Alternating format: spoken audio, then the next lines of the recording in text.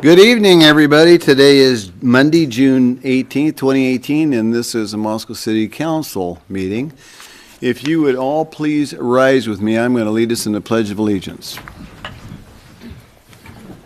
I pledge allegiance to the flag of the United States of America and to the republic for which it stands, one nation, under God, indivisible, with liberty and justice for all. Okay, the first thing on our agenda this evening is the consent agenda. I move approval of the consent agenda as presented. Second. Okay. I have a motion by Art and a second by Gina to approve the consent agenda as is. I will start to roll with Ann. Aye. Aye. Aye. Aye. Aye. Okay, we'll move on to the second thing, which is staff recognition report. Jen, do you have anything for us I tonight? do not have a staff recognition report this evening. Okay. Mayoral appointments, I do not have any this evening, so we will move on to item number 4, which is public comment and mayor's response period, which we allow 15 minutes at each council meeting for this. Allow speakers to speak for 3 minutes, ask them to state their name and their address, and as long as they don't speak about something that is on this evening's agenda or something that is in front of Planning and Zoning or the Board of Adjustments, we welcome comments. So if there's anybody out there who would like to speak, please come up and say what you would like to say to us.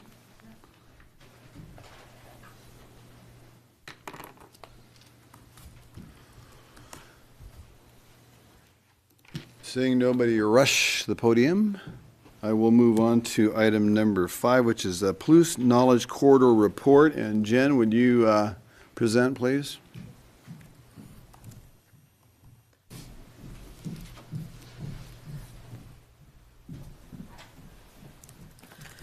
Good evening, Mayor and Council. This evening we have a Palouse Knowledge Corridor report, and this is going to be presented by Tom Lamora and Francis Benjamin from the PKC.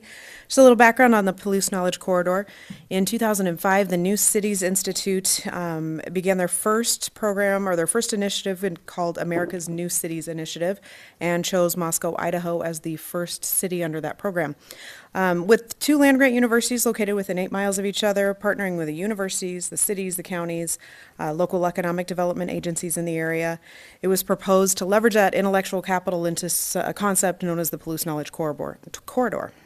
Since that time, the PKC's worked to unify efforts, this is straight from their vision, unify efforts to create economic opportunities on the Palouse, with the mission to match innovation with opportunity, promote the assets of the Palouse, and foster collaborative efforts with universities, private sector, economic development agencies, and governments.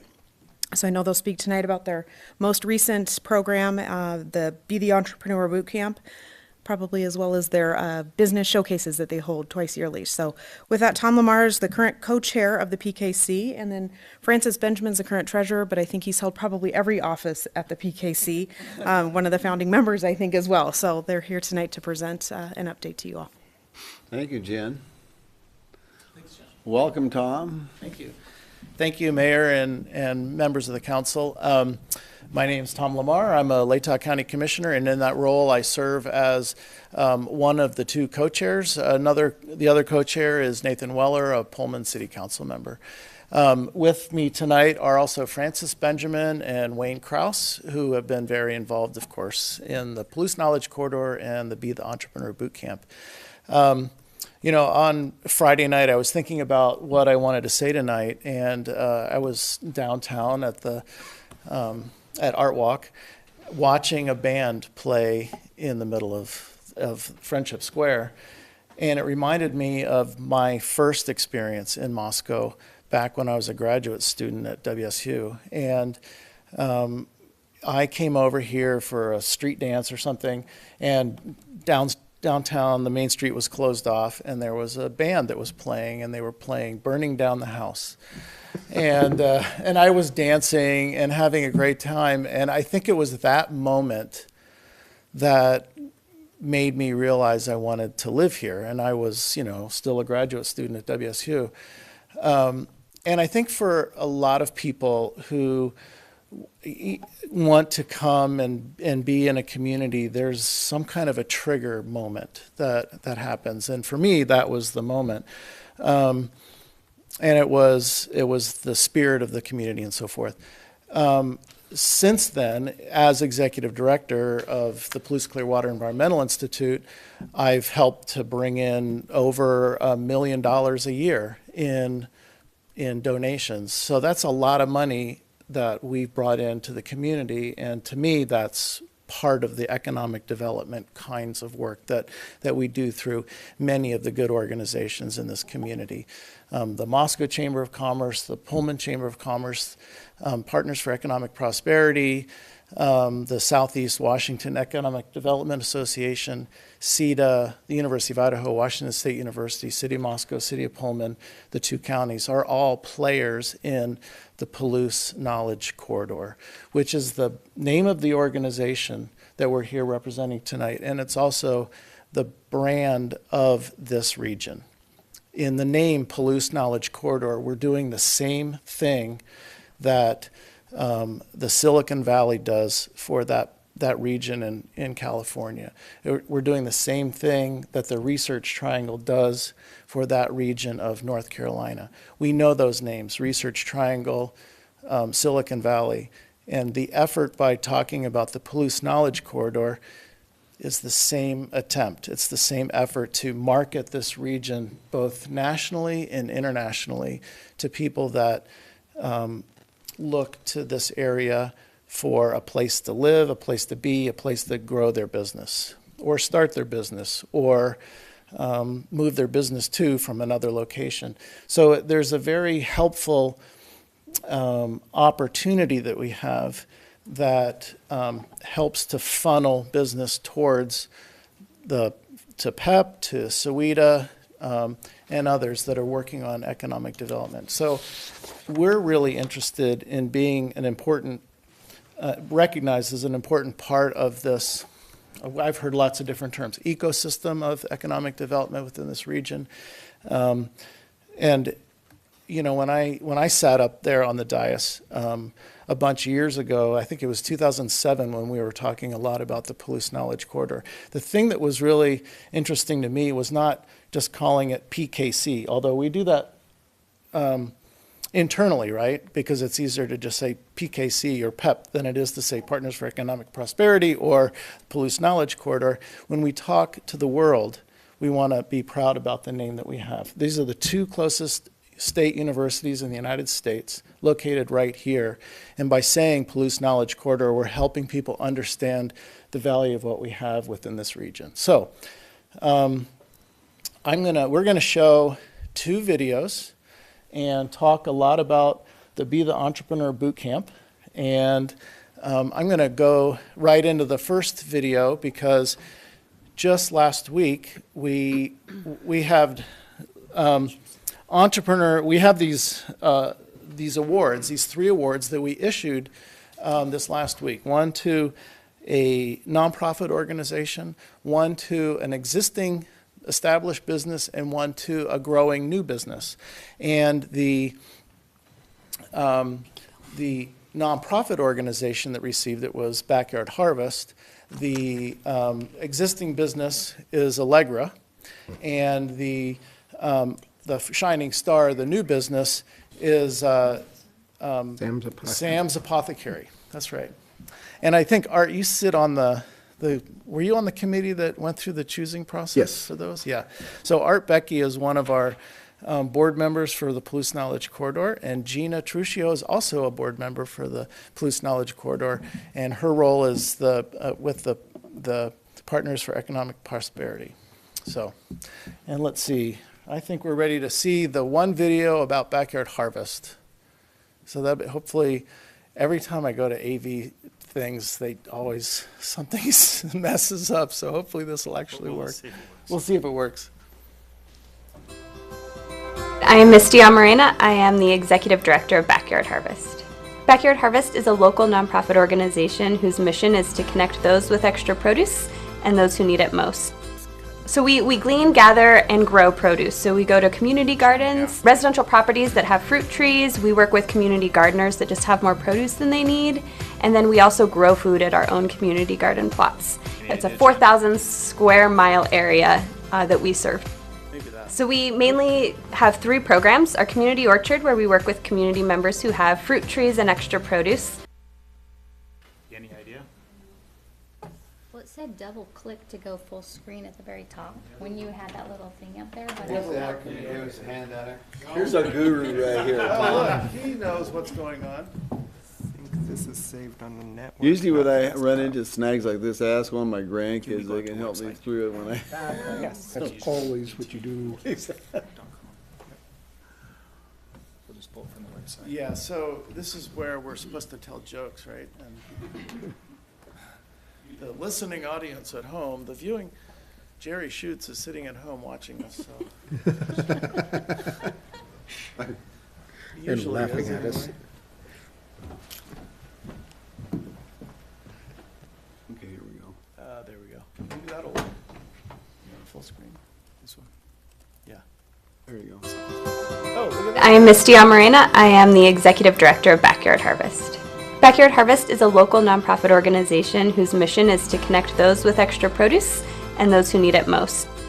So we glean, gather, and grow produce. So we go to community gardens, residential properties that have fruit trees. We work with community gardeners that just have more produce than they need. And then we also grow food at our own community garden plots. It's a 4,000 square mile area that we serve. So we mainly have 3 programs. Our community orchard, where we work with community members who have fruit trees and extra produce, as well as our Harvest Share program, where we empower community members through teaching gardening classes and growing food for food access sites. And then our Shop the Market program, which facilitates EBT food stamps at local farmers markets. One of the great things that we do is collect extra produce after the farmers market.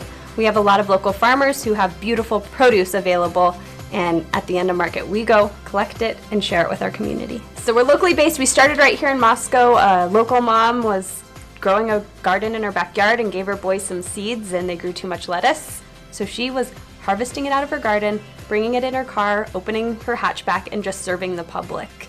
So we really are a grassroots organization started in Moscow, but we've grown over the last 10 years to start serving our entire region. I started with Backyard Harvest a little over a year ago, and one of my first experiences was the opportunity to give a young boy his first fresh pear. We live in an agriculture area, but it's pricey, so we strive to ensure everyone can enjoy those fresh fruits. Backyard Harvest is really excited to receive this Entrepreneur of the Palouse Award. We've been working really hard to outgrow hunger over the last 10 years, and it feels great to receive some recognition and share a little bit more about what we do with the community through this award.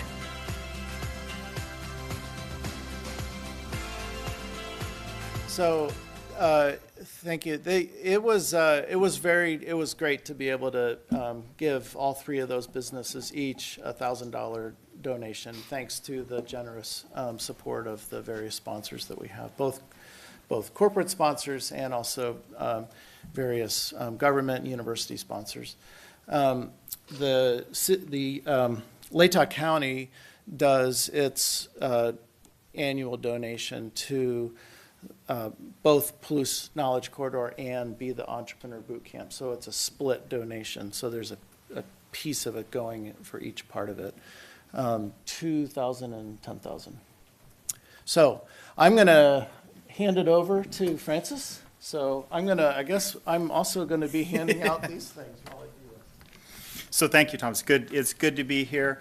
When you start thinking about some of the things that we're doing as a part of the Palouse Knowledge Corridor, we really work to unsilo the whole economic development process and work regionally within the process, and the boot camp is part of that piece.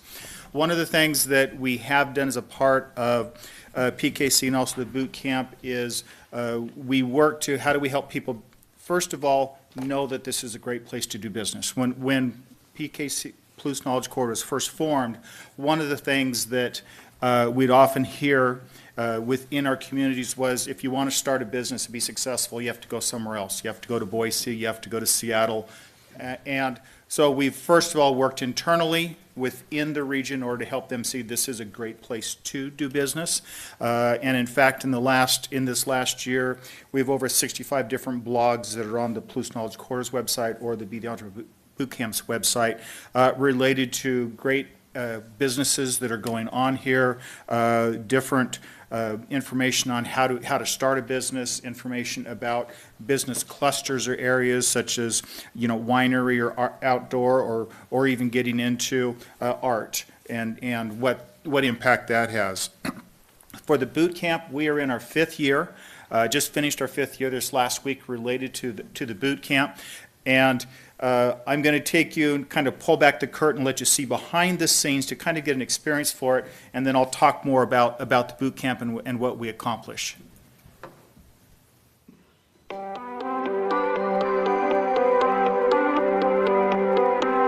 Welcome to the Be the Entrepreneur Boot Camp. The BTA Boot Camp highlights the Palouse region's incredible business ecosystem.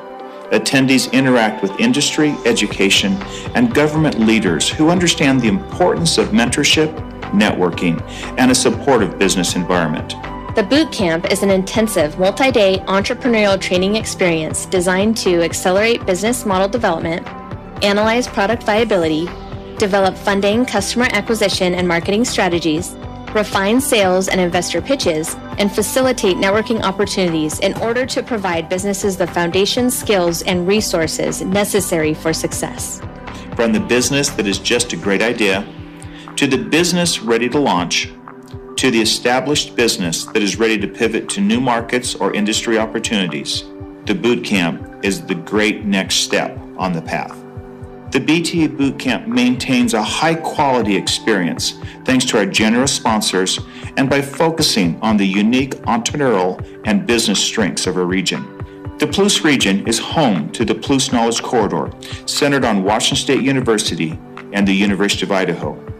We are a region of business, industry, and education experts in the sectors of agriculture, health, recreation, and technology. Incredible speakers, incredible entrepreneurs, the whole staff and how they put it together. I couldn't recommend this enough. I mean, I've started a lot of companies. I mean, multi-million-dollar companies. This is like my 6th major company, and I got a lot out of it. We boast over 50 presenters and mentors.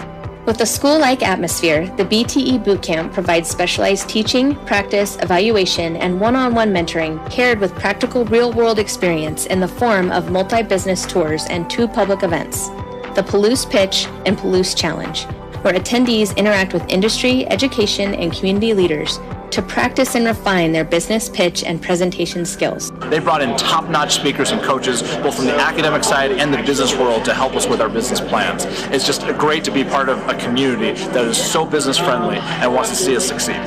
All this rolled together results in a high-value annual business training event, which continues to help businesses and entrepreneurs grow and reach new levels. For more information on how to apply, to attend, or to be a sponsor of the BTE Bootcamp, go to btebootcamp.com. BTE Bootcamp, advancing our region's economic development and promoting business success.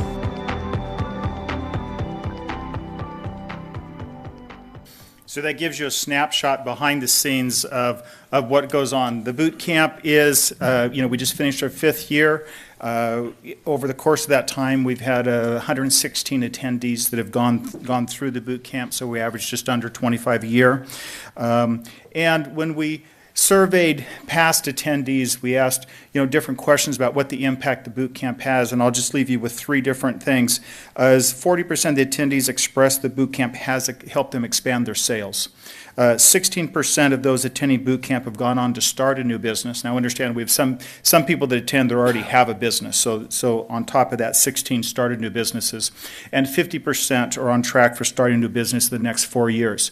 So in that context, if you look at that the 50 plus the 16, you have 2/3 of the attendees are actually will have started a business or will start within the next 4 years as a result of coming out of boot camp. So these are people that are very motivated in the area of getting the information that they need related to being a successful business. And the boot camp, how do we do it? First of all, it's intense. It's 4 days that is very packed together. In fact, we had one business that talked about, his quote was, he goes, in the course of these 4 days, I've actually moved my business further than I did in the last 10 years in the context of getting it out and getting it to market. We also realize that not everybody is designed to be a business owner. A business is specialized, and so one of the things we really want to do is give them that intense field, the understanding of what it takes to be a business owner, so that if they're not right fit, they can fail early and fail without spending a whole lot of money. The other things we work a lot on is pivots, and it's a concept of customer discovery where most people in business, they have this great idea, but they then go, why won't people buy my product? As opposed to taking the customer discovery part of understanding why the customer values the product and will pay for it. And oftentimes what it means is their original idea is not something that the customer actually values, but the customer would value a pivot off of that idea. And so there's a lot of pivoting that goes on where we start initially within the team and the mentors, working with them to help them understand the customer discovery process. Then we move into the Tuesday night pitch, which we appreciate the City of Moscow being the sponsor for these last few years, in which they get the community input related to that, and they pivot again. And then we take them back and we work them through again, and then when we go to the last day with the Plus Challenge, once again, they have community input and they pivot again. And each day, you see these pivots happening until they figure out what is something that's going to be of value as opposed to this great idea that nobody will buy. We also, as you notice from the video, have over 50 speakers and mentors. Those really established business foundations. We teach it to them, but then we actually have the practical application. We get that application to apply it and to put it to work. The thing that I would say, though, lastly, that is the most important is the community connection. We talk to them about the importance of networking, the importance of connecting to your community. We work to instill upon them that a successful business is somebody that invests in their community. They're not just there just to make money, but they really are giving back to the community in that way. And they see it modeled because all the speakers and mentors that come in, they don't get paid for what they're doing. They're volunteering their time to do this. And they see business owners who have been mentored, who have received input into their life originally, now saying, I want to be able to give back. And so it's neat to watch those full circles and for the people to see it modeled and say, I also want to be connected, engaged in my community also, and be successful. So that gives you just a quick look at boot camp. In the packet there, you see the schedule of all the different topics of what we go into and cover with it. And honestly, for me, it's great to watch the change that happens from the first day to the last day. And a number of the people, as they walk through the process, especially the mentors, and they're always surprised by just how much impact and influence and change that happens within the companies as they really get into a customer discovery focus, and from there help to establish successful companies. And with that, both for Tom and I, we really appreciate the City of Moscow's support for the Plus Knowledge Corridor and for the different events and projects that we have going on as part of it. And if there's any questions, we definitely welcome them. Yes. Well, as Tom started to speak, and thank you for coming in. It really is nice to have an overview because I haven't had one before, so thank you for that. I just was wondering, since the organization is 13 years old, do you have a list of the companies? You know, you gave a lot of statistics about return on investment, basically. Do you have that information of the companies that were started, or do those people then become part of the speaker group? Do you have that like internally in some sort of report that you've done? We don't have an internal report that would specifically give that. Many of our people come back as speakers, very much so. So the boot camp is just in its 5th year doing this. The Plus Knowledge Corridor, I want to say we're only in our 10th year, because new cities and then there was a transition time, so it's either 2007 or 8 was the formation. So we're just in the 10th year with the Palouse Knowledge Corridor. Oh, okay, it's not 2005. No. Okay. 2005 was the New Cities Initiative? Oh, that's when the money was made available. Well, that, right, the study of the whole New Cities Initiative that got started, I think it was actually got started by Linda Paul, as one of the things that she originally worked on. I think so. Oh, okay. I was on council when the Palouse Knowledge Corridor was happening, so it was after 2007, or 2007 or 8, something like that. Yeah. Yeah, thank you for coming this evening. I have a question. So when you're going into the boot camp, do you have some sort of established goals for number of businesses that start up or anything of that nature? I know you talked about the survey that happens afterwards. So how many we would like? Yeah, or any kind of just So, what. we're just under 25 as the average. We've looked at how far can we grow and still keep the intents and the focus, and it really, there's a lot of one-on-one mentoring that goes on, and we've looked at some of the aspects of, well, can you do a la carte where people just come and visit but not actually get part of the mentoring? But realistically, we figure probably 40 would be the max that we could do and still keep the intense mentoring and the accomplishments that we're doing. So we'd like to grow. We'd like to definitely grow a bit in it, and the thing that we find is probably the biggest barrier for getting people to come in is the fact that it's 4 days long, and when we ask after the fact, is the boot camp too long? 89 to 90% say no, it's just the right length of time. That it really needed to happen. But most of them say, I had a hard time getting here, but once I got here, I realized I really need to do it. Because what it allows them to do is to focus a good solid 4 days on their business. There's a number of other programs that are out there that might do 1 day or a 2 day, but it just doesn't give the same impact and the effect that the 4 days does. Did I answer enough of your question? Yeah. Oh, I Go just had ahead, one Anna. more. Go. So beyond the initial survey after that event, is there any long-term follow-up as well that happens? Well, so if you think about the Palouse Knowledge Corridor, we are in so it's bringing together collaborations. So the boot camp is really intended to be a piece of that gap in the ecosystem where individually the city or PEP or the chamber or any organization can't come together and do the boot camp, but together we can. But the intent is people are going to come out of whether PEP or Small Business Development Center or one of those groups into the boot camp, and then from the boot camp we then hand them back off into another organization that continues to follow them along. So the boot camp isn't designed to keep following them, but it's designed to accelerate their business, but then get them back connected. And so we do a lot of networking, a lot of connections. We saw a lot of opportunities, resources, whether from Idaho Commerce that's up here or from economic development agencies or organizations in order to get them handed off. And so we do a lot of work with the handoff so that they can then continue them on. So we don't try to later on pick them back up, because our job is to accelerate them and then get them back in the hands of the people that continue the process. Thank you. Brandy, did you have? Yes, are the attendees to the boot camp required to be from this area? And if not, do you know how many are from this area? And of the about 2/3 that you said have either started businesses after this boot camp or plan to within a short amount of time, do you know how many of those have been in this area? So if you look, so our boot camp attendees have come as far away as California. We had only one that was out of the area this time, and that was from California.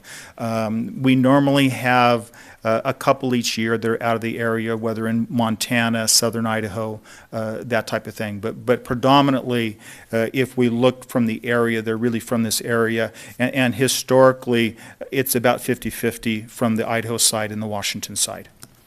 We were a little bit lower this time on the Idaho side, and part of it is just the transition of of some leadership. And there's a lot of work that goes on with the recruitment and getting people to the boot camp.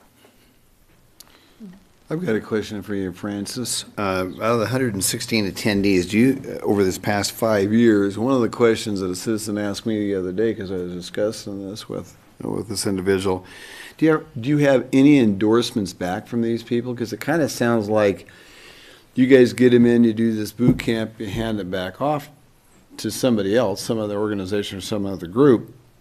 But is there any kind of endorsement that we get back from somebody saying, oh, I got this business and because of the boot camp it made me successful or unsuccessful, or any type of written endorsements from people? Because that's something that I'd like to see.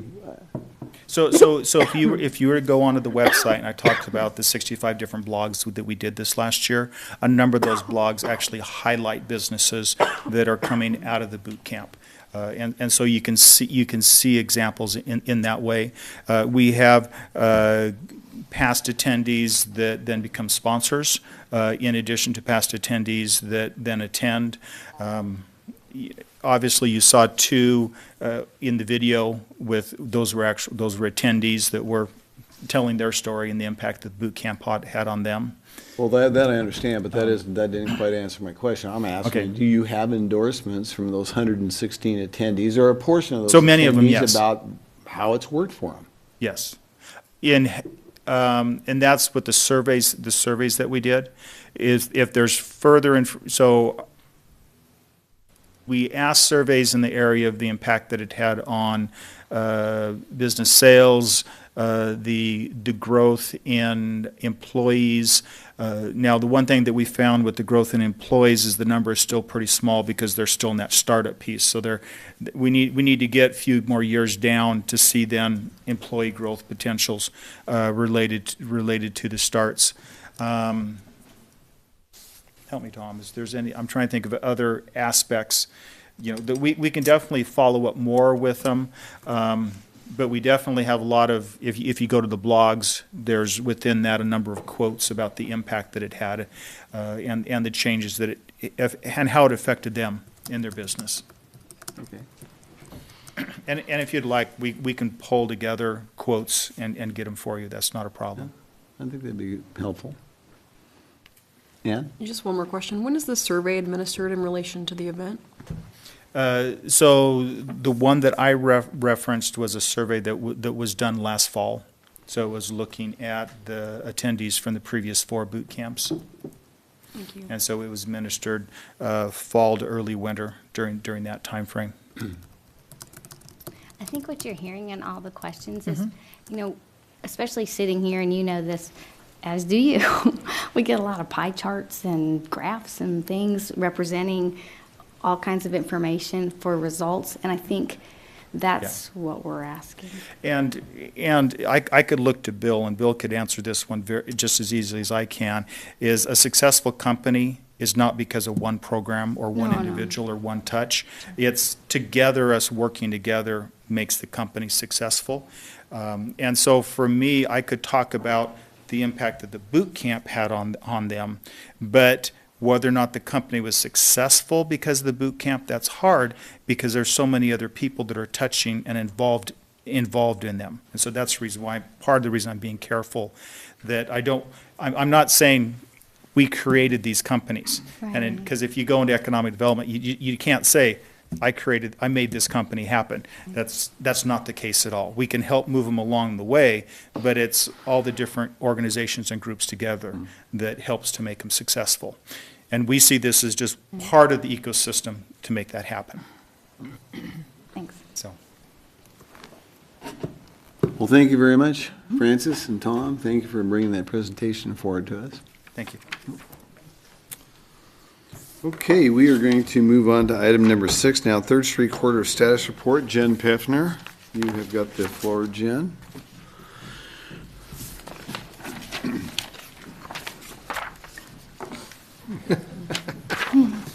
I should have mentioned Wayne Krause as part of the Palouse Knowledge Corridor as well. I was just trying to get a quick apology in. So I am here to give you an update on the Transportation Subcommittee's review of the Alta review for the various options for the 3rd Street corridor, and an update on some other things that are happening with the corridor at this time. At the June 4th meeting, the City Council received the briefing on the Alta's opinions for various options for the 3rd Street corridor based on the Transportation Subcommittee's work looking at corridor options, in particular Plan C. The council directed at that time that those options be presented to the Transportation Subcommittee for their review and to get some input back. And then those 2 options that were identified by Alta that the Transportation Subcommittee took a look at were option 1 with a western terminus of the 2-way separated bike lanes at the intersection of Washington and 2nd Street versus option 2, the western terminus of the 2-way separated bike lanes at the intersection of Jefferson and 3rd Street, or some combination thereof. If there was any mix and match of the variables that the Transportation Subcommittee felt would be appropriate, you were interested in those as well. So the subcommittee met last Thursday on June 14th, and their conclusion was that option 1 should be pursued by the city. That includes the 2-way separated bike lanes at Washington and 2nd Street. In that, knowing full well that we would have to take quite a few steps and work with the Idaho Transportation Department to work out the details of how that project might proceed. So the other details of option 1 that the subcommittee reviewed and proposed were, again, revisions to the Washington and 3rd Street intersection that would go along with that. A center median at Jefferson Street, transit stop modifications at Adams Street, that would be the the transit buses staying within the lane rather than pulling out of the lane, and then the reconfiguration of the Mountain View Road and 3rd Street intersection, and that's surrounded around that hawk signal at the crossing of Mountain View Road there, which, as a side note, works particularly well with that child pedestrian safety grant that we have in place, and I'll speak a little bit more about that in a moment. So we have several projects in regards to the 3rd Street corridor. First that I'll hit on, with these various components, we also have the child pedestrian safety grant in place, and then the Alta report revisions, and I'll hit on a few of those as they've been laid out by Les McDonald in the memo that you all have, and we have extra copies up front as well.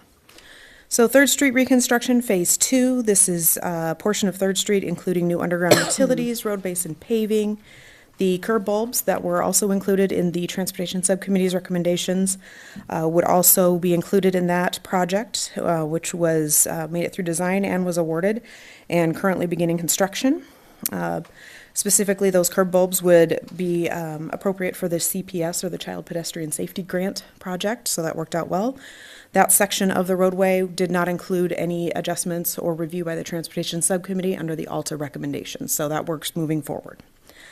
Then there is the second phase of the corridor improvements, and this is, the first phase would be from Adams Street to Mountain View Road. That was also a section that did not require further review of the Alta recommendations. They were not impacted by those recommendations. Design is nearing completion, and our engineering department anticipates going out to bid by the end of June for that piece. And again, no changes to the design in that area based on the subcommittee's review, because that was out of the scope of the Alta review. So the second phase of that would be the remainder of the corridor with the exception of the Adams Street intersection, which I'll touch on in a moment. Pending direction from the City Council, that's where that option 1 that the Transportation Subcommittee is recommending would come into effect. That first step would be for staff to get in touch with the Idaho Transportation Department, pending Council's approval, to look forward to how we could pull that project together with them. Also anticipating that could take several months, and so delay of design of the project would be probably several months. We'd be looking at more of a 2019 for sending that out to bid and actual construction, so just keeping that in mind. And then back to that Adams Street intersection. That piece in particular is the intersection in front of the high school here, and if we maintain that within the current phase that's in design, would put the timing of closing that intersection for construction right about when school starts, knowing that would not be a good viable option. Got a couple of possibilities that we could address that with, and specifically that's a change order to the current 3rd Street reconstruction project that's ongoing right now. Or the second alternative is to look at a new contract. It's separated as a smaller project. It's anticipated it would be under $50,000, which would allow us to do that. And approach that is just a separate project on its own with a contractor bid approach. Either way, we'd like to get that done by mid-August, and those two alternatives would allow us to do that. So we would not be closing that intersection when school starts up this fall. And then back again to that Mountain View and 3rd Street intersection, a corridor lighting component, and this does fit nicely with the Child Pedestrian Safety Grant again. Looking at that hawk signal, which the Transportation Subcommittee did recommend, and I believe Council was also seemed in favor of at the June 4th meeting. And go ahead and purchasing that hawk signal, if that works, because that fits well within that CPS grant, would allow us to get that project started, which is a requirement of that grant. And then we'd be able to move forward with installation of that with the various phases of the corridor. And then finally, 3rd Street project bid solicitation, just an update on that. Looking to schedule that, to send out the bid solicitation, that is around June 16th, that went out last Saturday, with a bid opening on July 3rd. So that portion of the project is moving forward as well. You zoomed right through that, Jen, lickety-split. I can channel my inner Les as best I can. I'm a little bit better at Gary's thoughts on this, so I'm happy to answer any questions that you may have. A couple of things I want to point out to council on this is this Child Pedestrian Safety Grant that we've got for $250,000. This has to be started implementation this summer as we go along, because that was part of the grant. So some of these things, like the Hawk sign you talked about, the Adams Street Rising, those are things, those are projects that we can get started, as well as sidewalks down 3rd Street, down from Roosevelt Street up would be west. So those projects could actually get started this summer without any infringement on what happens to Jefferson Street or Washington Street while we're waiting to get a decision from ITD, if I heard you correct. Correct, thank you. One other thing I wanted to mention, you talked about the 3rd Street Bridge project solicitation schedule that is out, as you correctly said. We also have an alternative bid in that, so we can see what a bid would be right away to have that happen, or a bid that would happen first thing in the spring of 2019. So there's two parts of that bid that we will be seeing as well. So, Arthur. You mentioned the median island at Jefferson. What did the committee conclude about that one? Was it going to be pushed to the north or right down the middle, as Becker Gooch indicated that she preferred? I believe it was as Alta recommended. So pushed off to the north. Thank you, yes. Okay. Yes.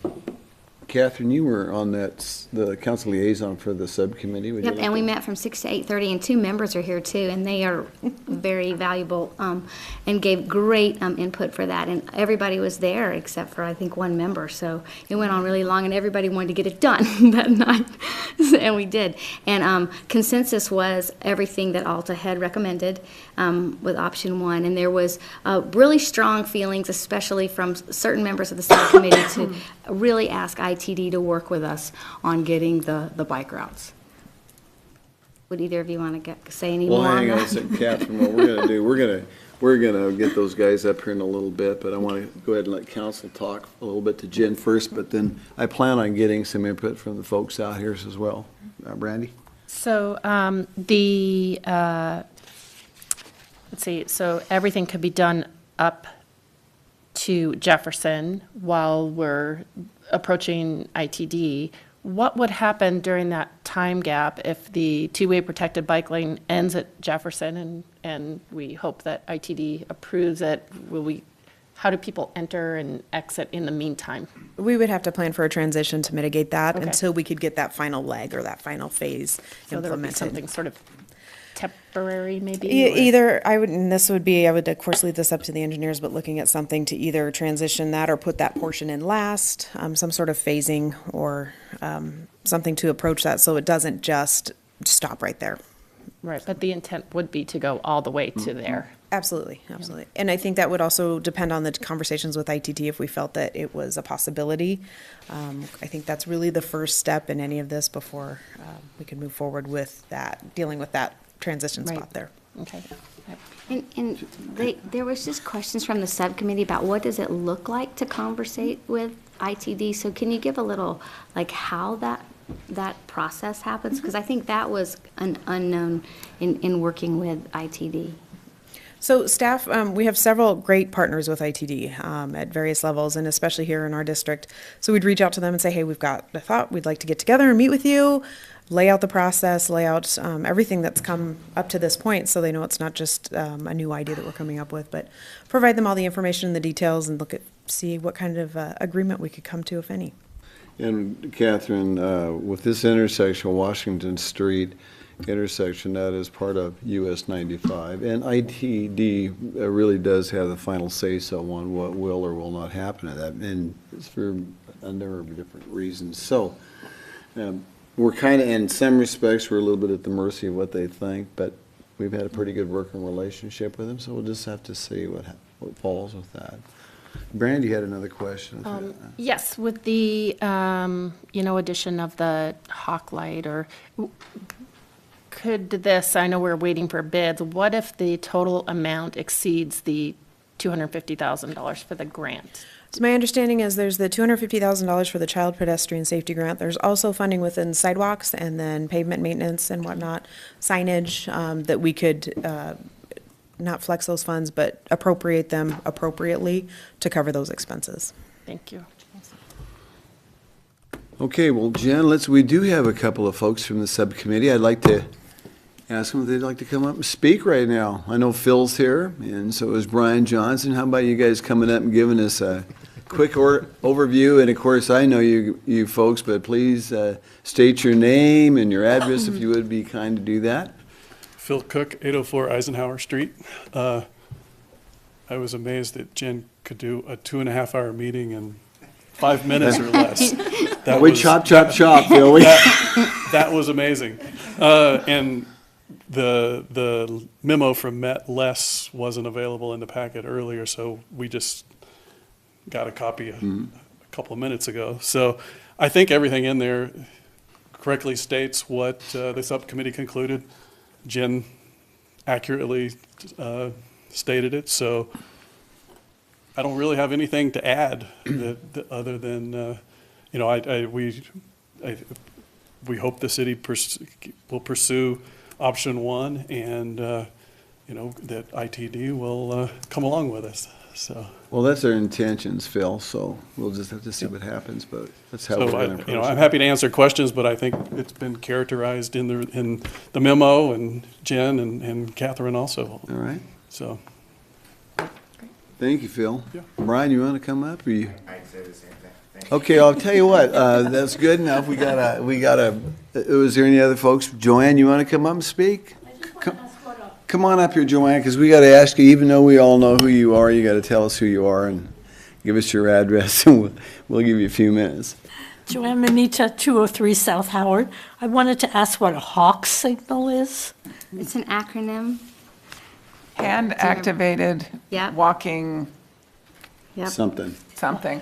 Yeah. And activated walking. So it has two Gizmo. lights and one light, and so they're Gizmo, Wi-Fi is and it? they're solar panel. They have solar panels to recharge them, and so when somebody comes up to an intersection, they hit one of the buttons, and it communicates with the one across the way, and it gives lighting designations to cars to let them know that a pedestrian's coming, and it goes through a process of lights, and then the pedestrian can go, and then they turn back off. So they're dark until somebody hits them to go Doesn't across. activate Oh, something. like they have a WSU for pedestrians to cross? A little bit fancier, these cycle through yellow, Series of lights. flashing yellow, and then red.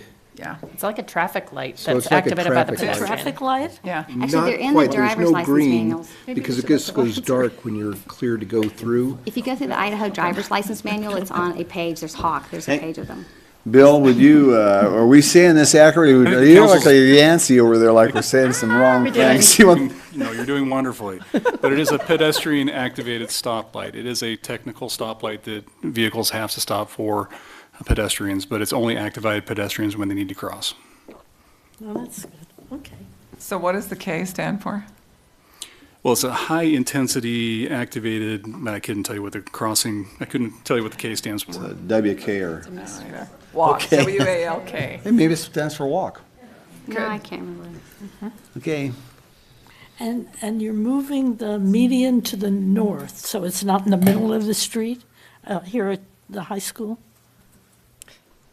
That's how I Joanne. That was, Absolutely. that was the recommendation from Alta. it's just moved a little bit to the north, and then there's parking behind it. So it has the protected bike lanes, and then it has the median and the parking's behind it, and then you have the driving lanes. I see. And there's still room for art and introduction to the corridor and all that kind of stuff. And when are you putting in the raised sidewalk, raised crosswalks? Hopefully the one at Adams we can get done this summer. Okay, so they're part of this project? Yes. Oh, yeah. Good, okay. Thank you, Joanne. Your Honor? Yes. As I'm sure the council desires, the Hawk Beacon is a high-intensity activated crosswalk beacon. Okay, I beacon. guess they use Hawk for short. K stands for Okay. beacon. Okay, so this, I think the I K think in we- walk and crosswalk. okay. Hopefully I'll remember what that acronym is They didn't want to say tomorrow. hob. And the only other item that I might add on is Brandy had the question previously about the two-way bike lane and the Jefferson intersection improvements. And as I understand it, as we discussed at the Transportation Commission, the two-way bike lane really probably wouldn't be placed until that work in Jefferson could happen. So the striping of the two-way bike lane would probably be the last item once the Jefferson intersection improvements have been completed, because that island and all of the striping for all of the intersection movements really have to happen concurrently at one time. That makes sense. That's why it won't become confusing. But it would still happen before we don't have to wait for ITD to let us know what will happen beyond that. Is that? Well, I think we probably do for Jefferson, because it has an impact heading to the west Jefferson and will how that would change. be striped. So it really does hinge, everything that could happen this summer, including the elevated crosswalks and the curb bulbs and the side streets, could happen this year. But I think the two-way bike lane striping really could not be implemented until the decision on whether that's going to continue on, and then the appropriate improvements at Jefferson could be completed, because there are some curb bulbs that are a little bit different depending upon whether it's a two-way bike lane or not there. Anybody else out there want to come up and speak for a minute or two? Okay, what would council like to do? I think we should receive the report and carry on as proposed, see if we can get ITD on board, and proceed with the project as we can until we hit a roadblock, especially from Jefferson Street West. But the rest of it, let's go. Okay, you want to put a motion on that, Art? Yeah, let's motion that. I'll second whatever that Okay. motion was. And thank the subcommittee members that are in the room for yet another 2.5 hours of your lives. I appreciate the diligence. Lori, did you get the motion? The upshot is just to proceed with what we've got, Right. with the possible exception of Jefferson Street intersection with Third heading west, and to proceed with the rest of the project. Right. Everybody good on that? If you got a question, Brandon? I think, do you have a question, Catherine? Sorry, but I do. Well, I think I feel very relieved to know that the Transportation Subcommittee met on this, because they had put so much time in and understood all the options and seen Alto's report, and it makes me feel a lot more confident. So I appreciate My that. question just had to do with the 50,000, not the 50,000, but the, do we have to put in the motion about working on pulling out that piece where the contractor can do the crosswalk? Remember the 50,000? Wait, do we have to put that Yeah, in? staff would bring that back to you and to let you know how the change order process would go, or if there was a separate contract that we would Okay. do, and that would come back to council. Okay, thank you. That's part of the mail, so. Okay, thank you. Okay. I don't hear a second yet. Yeah, Gina I seconded. seconded it like Yeah, 3 she days said- ago. Sneaky. She was. Thank you. She seconded long ago, Art, so. Good job, Gina. Everybody good on Stealth. this? Let's start to roll with Brandy. Aye. Aye. Aye. Aye. Aye. Okay, thank you very much. We know which direction we're going. Thank you, Jen, for that Thank you. report. Okay, item number 7, Indian Hills 9 final plat. Michael Ray is here to present. Hi, Mike. How are you this evening? Doing well, Your Honor, council members. Thank you, Subcommittee from Transportation. I forgot to say you guys did a wonderful Guys. job on that. Thanks so much for your hard efforts. Don't know why I didn't say that earlier. You did. It's okay. They know. It was a long one. It's exciting. You guys did a good job. It is exciting. Your Honor, council members, so before you tonight, we have the final plat for Indian Hills 9th edition. Just to refamiliarize yourself with the two distinct properties that were included as part of the subdivision. You have the one area to the west, so directly east of Highway 95 Main Street. You're running north-south here to the west to your screen. You have two areas. A lot of this area was platted previously as part of Indian Hills 8th Edition, which created campus crest development at the center of your screen and multifamily development.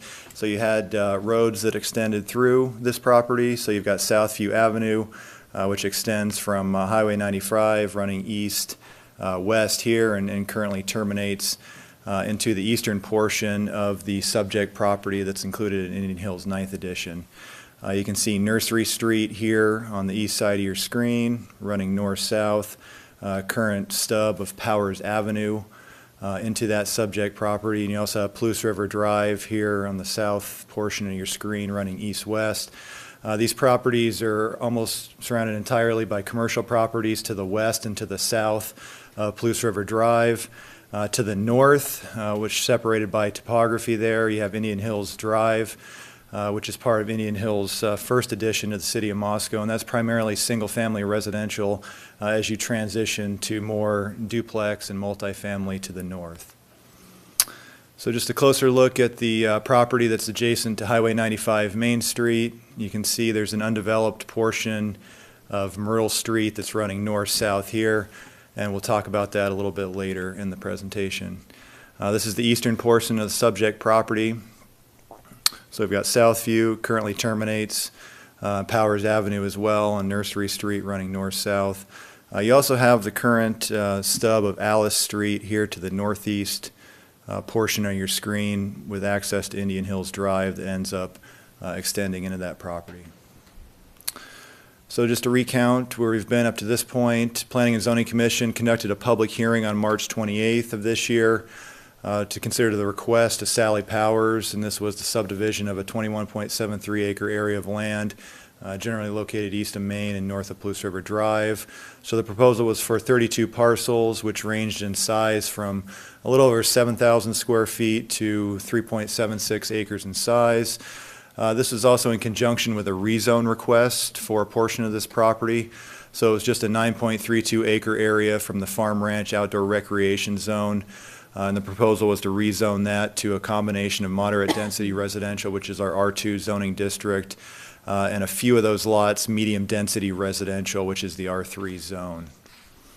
Commission recommended approval of the rezone request with no condition, and then recommended approval of the preliminary plat with just two conditions. The first being that the applicant shall extend water sewer mains to the east boundary of the property, and this is to allow for future development to occur to the east.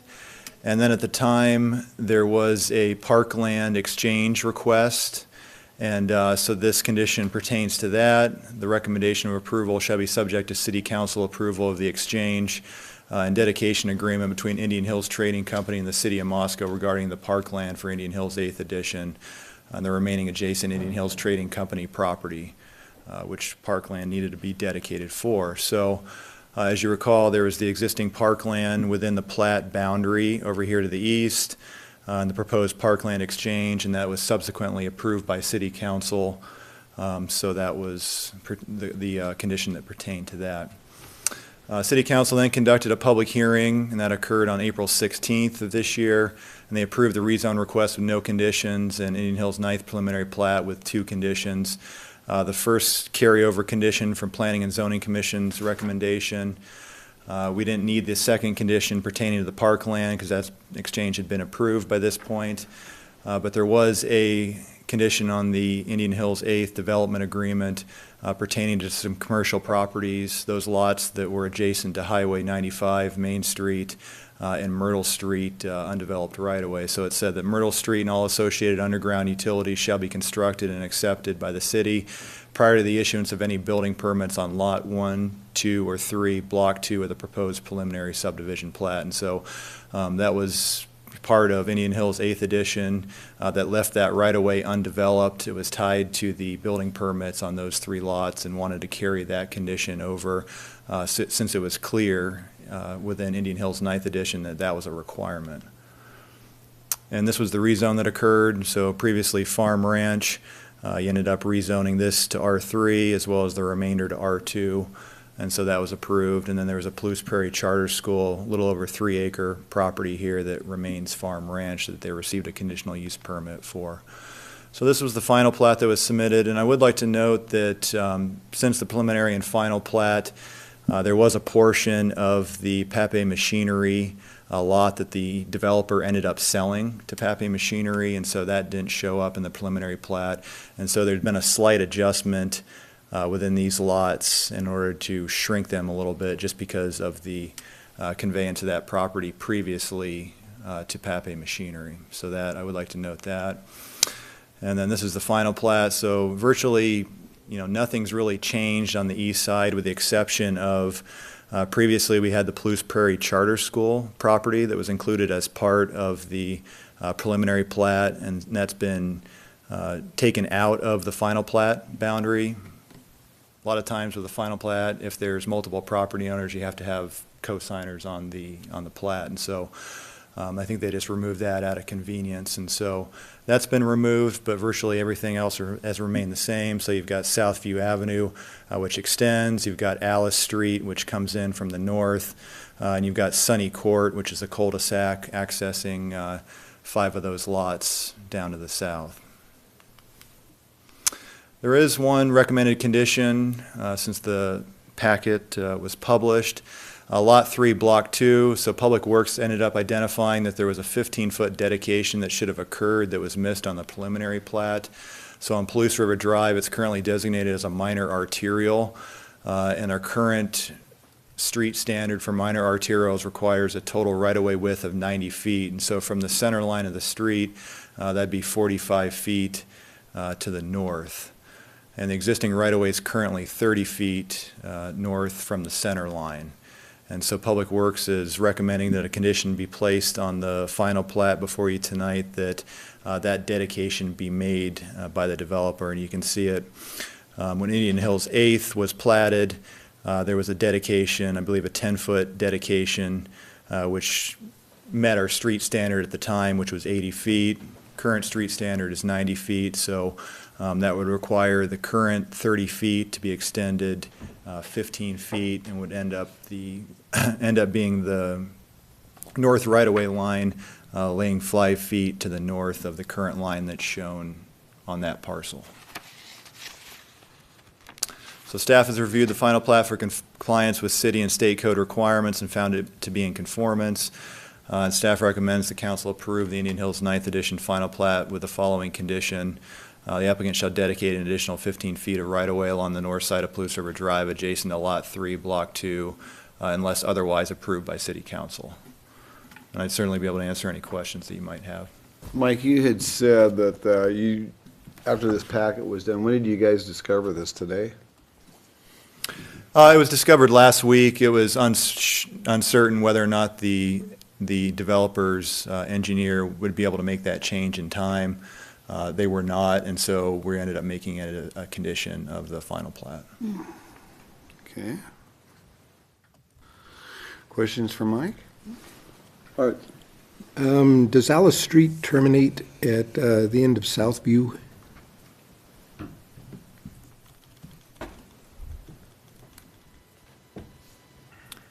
Correct. So Southview ends up extending, or is planned to extend east into the undeveloped property to the east. Alice will extend and end up in a T intersection with Southview Avenue. We discussed this quite a bit at length previously, the preliminary plat. With Palouse River Drive being a minor arterial, we wanted to try to reduce the number of intersections coming out at Palouse River Drive, looking at the roadway alignments, coming down to the north off Indian Hills Drive to that property to the east. We really realized that there was no need for Alice to end up extending further to the south. Actually, one of the earlier iterations of the preliminary plat that the developer had worked on shown Alice end up extending to the south and then veering off to the east. And they ended up changing that into a flagpole lot. You can see, I believe that's lot 15, 16 there, 16. Ended up being a flagpole lot instead of Alice extending to the southeast there. So lot 16 is actually flagpoled. Correct. There is a utility easement that extends across that, and so there'll be a portion of that that will be paved, and there's some manholes there so the city can access those. I have a question. Catherine? Didn't we also have some conversation too about paths to the school? Yeah, it's still there. So we have a pedestrian path, which extends from Southview down here. okay. It's actually included as right-of-way. What is it then, right between two lots, Mike? I can't. Correct. see it 6 and from- 7. All right. It's a 20-foot wide Nice. pathway right-of-way that it would extend to the northeast corner of the school property. Would it be paved? Correct. Yep, okay. You'd have a sidewalk. Yeah, yeah. yeah. And Go ahead, that, Brandy. the block 3 is the one that you were talking about with the additional 15, the condition? Is that correct? Yeah, it'd be on the western portion, so it would be this Oh, okay. long linear parcel right here, and that would be the area. I think we've got. So you see Myrtle Street. This is where Campus Crest development is. They've got a stormwater detention pond here. It would just be this small sliver here on the north side of Palouse River Drive. And it would just be shifting. You can see the discrepancy between, these are all older lots that were one point in time in the county. And then you can see this recent subdivision with Indian Hills 8th. You can see how, it changes a little bit as you head to the east, and you end up with a wider right-of-way to accommodate the arterial status. So that part is the 45 from the center line, the part east Yeah, of Myrtle you'd go Street. from, you can see the center line here, it'd be 45 feet to the north, and so it'd essentially be shifting this line 15 feet to the north there. But just to clarify your question, the portion adjacent to Campus Crest is currently 40 feet from center line because the prior standard was 80 feet for that right-of-way width. Okay. So in the most recent street standards, the right-of-way width for arterials increased to 90 feet, so now it has to be 45 feet in width from center line. So it'd be 5 feet deeper than the adjacent property, correct? So it's similar to the urban berm that we had seen previously, where the one standard was 60, and then it changed to a 70-foot standard. Yep. And so it's a new Right. standard. Other questions for Mike? No, but I would make a motion to approve the Indian Hills 9th edition final plat with the conditions recommended by staff. Second? Okay. We have a motion by Art and a second by Ann to approve the Indian Hills 9 additional final plat with the condition that staff presented before us on a 15-foot dedication. This should be done by the developer on the north-south side of Palouse River Drive. Everybody's got that okay? I'll start the roll with Ann. Aye. Aye. Aye. Aye. Aye. Okay. Thank you, Michael. Now we'll move on to item number 8, which is Indian Hills 9th Development Agreement. Bob Bavell is with us this evening. Hello, Bob. Good evening, Your Honor, council members.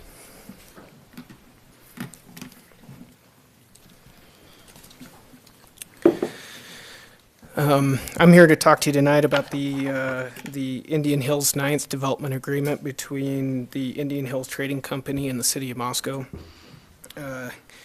As council has just approved the Indian Hills 9th final plat, a development agreement is necessary to address the construction of the public improvements, the parkland dedication, and as constructed drawings associated with that subdivision.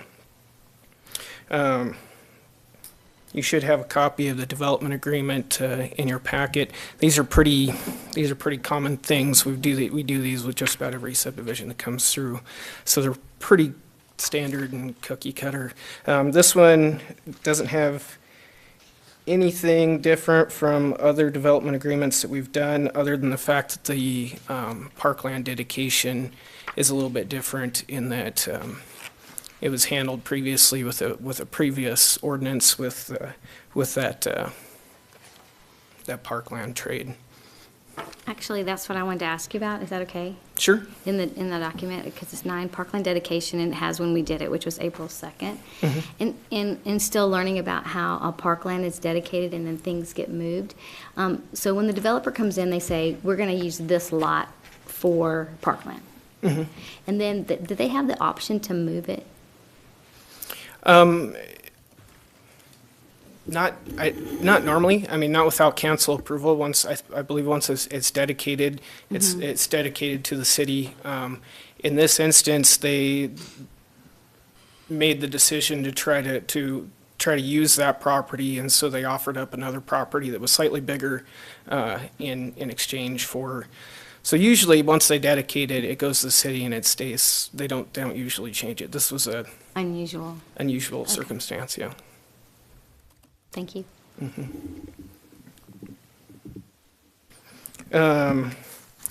So I guess other than, so the Parkland dedication was different, and then there were also some requirements that were carried over from the Indian Hills 8th development agreement that were associated with Myrtle, the construction of Myrtle and those commercial lots there along between US 95 and Myrtle.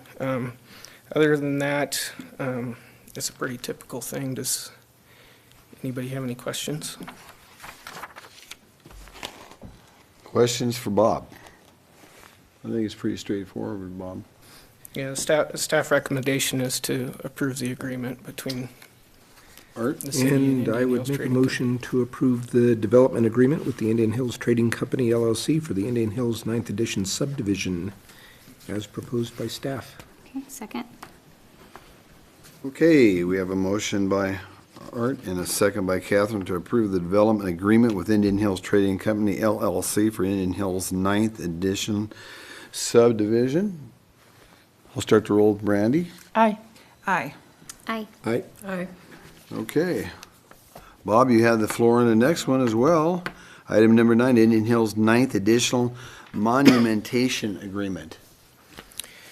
So once again, as the plat for Indian Hills 9th was approved, it now becomes necessary to enter into a monumentation agreement for the Indian Hills 9th plat. What these do is they facilitate selling of lots within the plat for the developer. State law requires that once the plat when the plat is filed, that monumentation being centerline monuments for the roads and the property pins for all the different lots already be set, or there has to be an agreement between the city and the developer to have that done at a later date. So what this does is it allows the developer to file the plat prior to having all of these set so that they can then sell lots while construction is being done.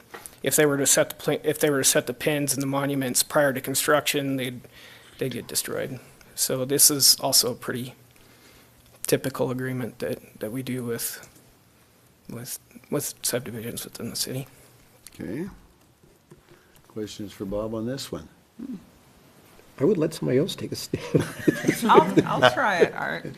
Your Honor, I move that we approve the monumentation agreement for the Indian Hills 9th Edition subdivision with the Indian Hills Trading Company LLC. I'll second. Okay. We have a motion by Gina and a second by Brandy to approve the monumentation agreement for Indian Hills 9th Edition subdivision with Indian Hills Trading Company LLC. I'll start the roll with Ann. Aye. Aye. Aye. Aye. Aye. Thank you, Bob. Thank you. Okay, we will move on to item number 10th, which is cancellation of our July 2nd City Council meeting. Jen Piffner has got the podium on this one. Hello again, Jen. Hello, good evening again. So July 2nd is our next city council meeting, and with the federal holiday of July 4th happening that Wednesday, we anticipate there will be a low turnout for that meeting, and propose that the meeting be canceled for July 2nd. I'd like to approve taking the day off.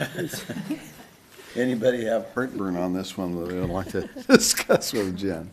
One thing I will say to council before a motion is made, because we will have to do a motion on this, is that keep in mind a week from then, we're going to be doing our budget workshop on the 9th. We scheduled that Monday the 9th. It's going to be a big day for us, and even to carry over into the 10th if need be. So just It's not that you guys will get a little bit of slack time on 4th of July week, but you're going to come back at it the next following week, so. What would the council like to do? I made a motion. Okay. Second? Okay, Art made a motion to cancel July 2nd city council meeting, and Catherine second, and I'll start the roll with Brandy. Aye. Aye. Aye. Aye. Okay, we've considered that one canceled. Now we'll move on to reports. I'll start with you, Catherine. Great. Well, Arts Commission did a fabulous job, and all of the Arts Department and Kathleen Burns with Art Walk. So that started, I didn't get to see the noon presentation at the county, which was beautiful. And the picture in the paper did a really fine job with your two kids unveiling it. That was great. And then the Poet Laureate, Susan Hodgen, for the next 3 years will expand literacy and community awareness with her poetry, which was great. And then I got to see the mayor cut the ribbon with the artist at the library. And then the Arts Commission, everybody went out for what a wonderful art walk it was this year. It was beautiful.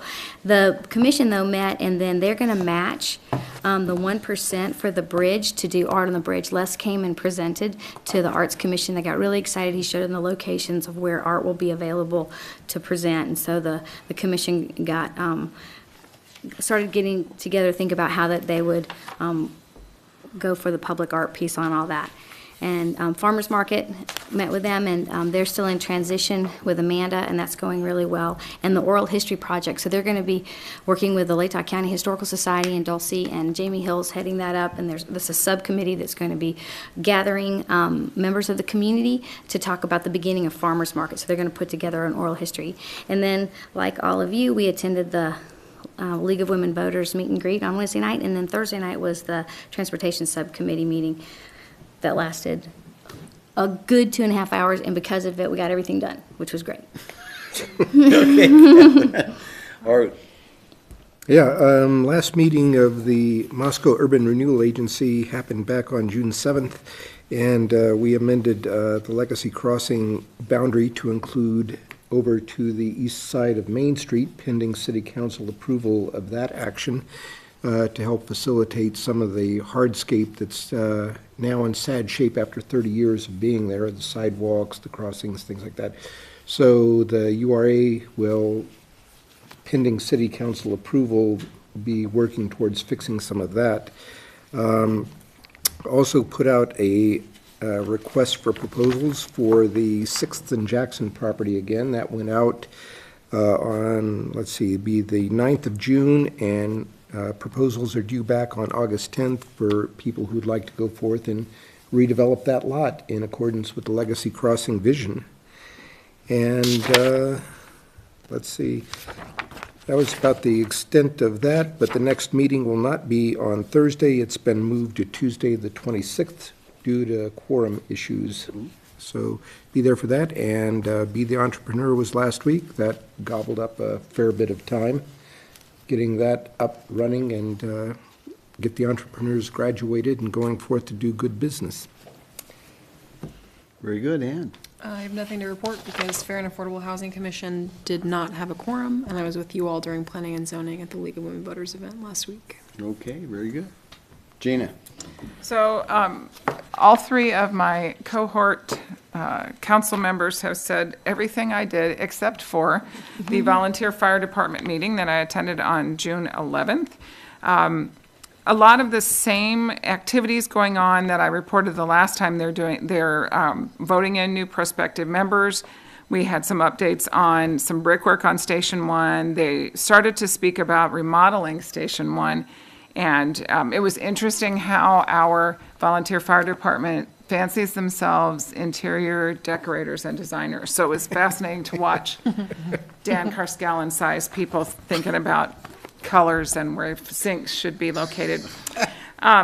They also are considering, and that is a very loose term for the process or the place that they're at, they're looking at doing some bylaw changes, and specifically to the number of voting members on each of the the fire and the ambulance company. And so they're discussing that sort of thing.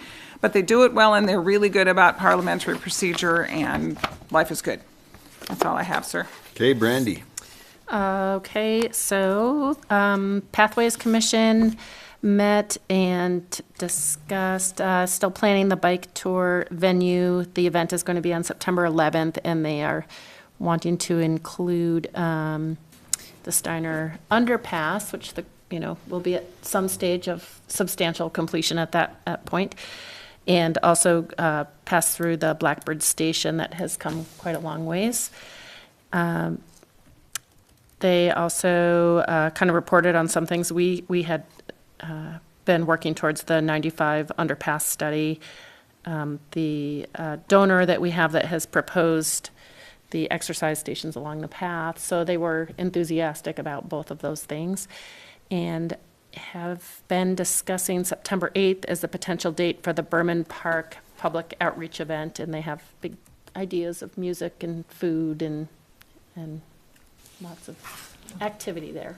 So, and the other things have already been mentioned. Very nice. Well, on 6/12, I was at PKC Boot Camp Waltham with Art and Tom Lamar and a bunch of others, so I thought I'd throw that out there. And of course, everybody on the 14th, we were with the League of Women Voters as well. The 15th, which was talking about the kickoff at the courthouse, was wonderful. Jen's kids did a great job. They looked absolutely terrific. Jenny was the MC of that event, but that was wonderful. I always like the kids getting the show, though, because it's pretty neat watching those kids anyway.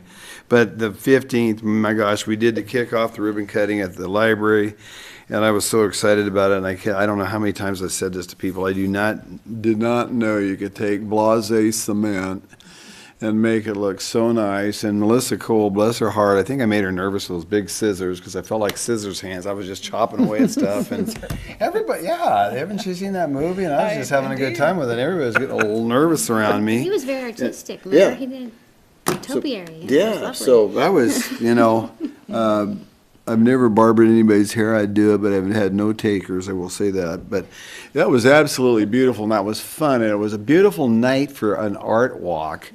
And there was hundreds and hundreds of people downtown. God, I walked around for like 4 hours talking to people. And Gary Riedner and Kathy and myself and Terry Riedner as well. And so one of the things Gary said, you know what, we should do this more often. I said, yeah, how about 3 or 4 times in the summer? I was like, wouldn't it be kind of cool to do that? So maybe more to come on something else for blocking off the streets and having some kind of other function, because that was a fun night. I think people had a great time. Yeah, I did. And that's what this town's all about, ladies and gentlemen. So, yeah, I don't know how me and them are going to arrange and make it happen for us, but I got complete confidence in them. And then today, I had an airport board meeting just a few hours ago before this meeting started. We covered a lot of territory with the bylaws and memorandum of understandings and all kinds of different things that we talked about. So I've been on the buzz. And tomorrow I am heading to Boise for AIC. AIC's this entire week, and there's a bunch of us going for that. That's for Association Idaho Cities. Jen, I'll let you talk a little bit about that. Yeah, you bet. We've got a handful of council members, the mayor, and then some staff members going as well. The Association for Idaho Cities conference each year provides some different training opportunities, some different times to get together for meetings with our partners across the state. And so we'll take advantage of that over, I think most meetings start either Tuesday afternoon or Wednesday morning. So we'll all be making our way there in various forums to entertain those and spend some time with our Idaho partners. Anything else, Jen? For the good of the order. Thank you so much. No. I'd entertain a motion to adjourn. Let's go. second. All in favor? Aye. Opposed? We are closed at 8:22, folks. Thank you very much. Motion,